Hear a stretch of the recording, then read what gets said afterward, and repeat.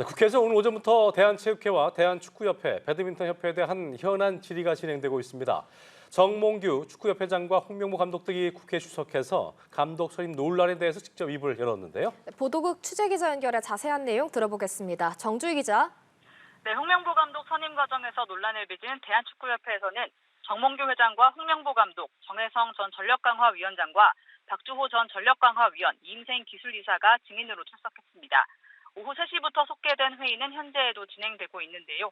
정 회장은 회의 시작 전 문체위원들에게 제출한 장문의 입장문에서 상세히 설명하지 못했던 건 실상을 감추기 위해서나 불공정한 과정을 통해 특정인을 선발하기 위한 것이 아니었다고 해명했습니다.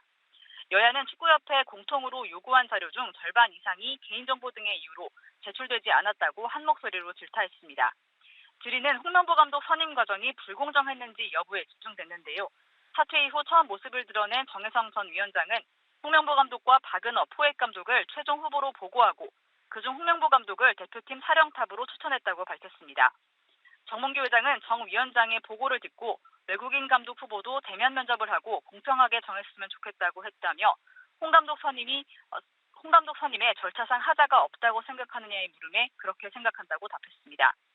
홍명보 감독도 특혜가 있다고 생각하지 않는다며 월드컵에서 좋은 성적을 내도록 최선을 다하겠다고 말했습니다. 직접 들어보시겠습니다. 저는 뭔가 저한테 불공정하다거나 아니면은 특혜가 있다거나라고 생각하지는 않고 됐습니다. 있습니다. 1순위로 올려놨기 때문에 제가 감독직을 받은 거였습니다. 다만 앞서 전광희의 불공정성을 주장했던 박주호 전 위원은 1순위가 당연히 감독직을 하는 것으로 이해하지 않았다고 반박했습니다. 민주당 강효정 의원은 정혜성 위원장 사임 후 이임생 이사에게 역할을 위임한 것이 정관 위반이 아니냐고 캐물었고 조계원 의원은 11차 전광희 회의가 7명 이하인 5명이 참석했는데도 회의가 이뤄졌다고 역시 절차상 문제를 지적했습니다. 문체부는 오는 10월 2일 축구협회에 대한 감사 결과를 발표한다고 했는데요. 유인촌 문체부 장관은 감독 선임 절차에 문제가 있다면 정상적인 선임은 아니라면서 잘못된 점을 지적하고 이후에 대해서는 축구협회가 결정해야 할 것이라고 말했습니다. 감독 선임 문제뿐만 아니라 정몽규 회장의 독단적인 협회 운영 행태에 대한 질타도 이어졌다고요? 네, 그렇습니다. 정몽규 회장의 축구협회 사유화 논란도 거론됐습니다.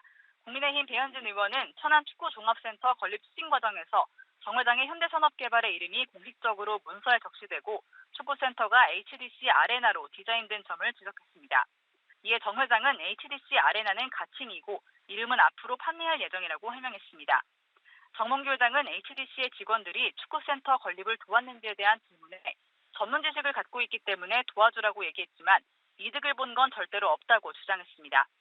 정몽규 회장의 연임 문제도 도마 위에 올랐는데요. 국민의힘 김승수 의원은 정 회장의 3년임을 승인해준 스포츠공정위원회에 접대 골프를 제공한 사실이 있는지를 따져 물었고 정 회장은 언제인지 모르지만 친적은 있다고 인정했습니다.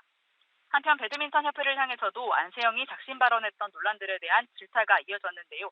김태규 회장은 안세영이 불편함을 호소했던 부분인 국가대표에게 후원사 물품을 강제로 사용하도록 하는 규정을 개정하겠다고 말했습니다. 지금까지 보도국에서 전해드렸습니다.